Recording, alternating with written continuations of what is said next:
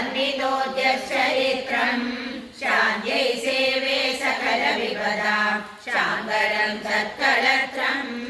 खण्डीकृत्य प्रकृतिकुटिलं कल्मषं प्रातिपश्री शुण्डीरत्वं निजपदजुषां शून्यतन्त्रं विशन्ति तुण्डीराख्ये महति विषये स्वर्णवृष्टिप्रदाये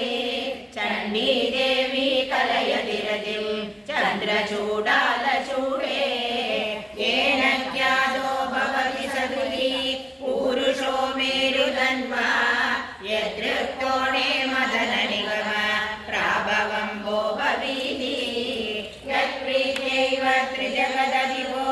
जृम्भते किं खजानः कम्बावीरे स जयति महान् कश्चिदोजो विशेषः धन्या धन्या कगिरिकगिरां देवी कामाक्षि यन्मे निन्द्यां विन्द्या सपदि जगता कल्मषादुन्निषन्ति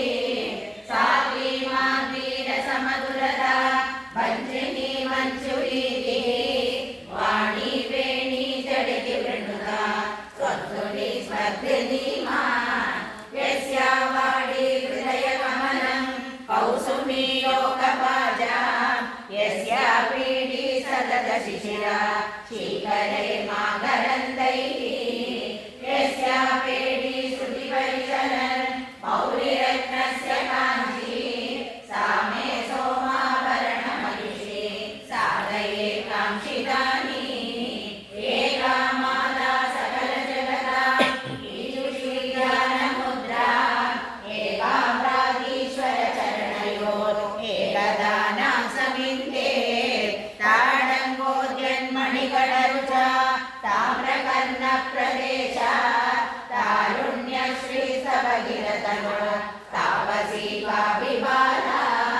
दन्तादन्ते प्रकटनगरी दन्तिभिर्मन्दयानैः मन्दाराणां मदपरिणतिं मन्नति मन्दहासैः अङ्गूराभ्यां मनसि जनरो अङ्गिरोराकुजाभ्याम् अन्तःकाञ्ची स्फुरति जगदा आदिमाकाभिमाला त्रयम्बककुटुम्बिनी त्रिपुरसुन्दरी मिन्दिरा पुलिन्दपदि सुन्दरी त्रिपुरभैरवीं भारती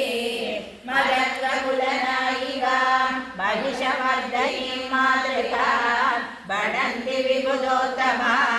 विहृतिमेव कामा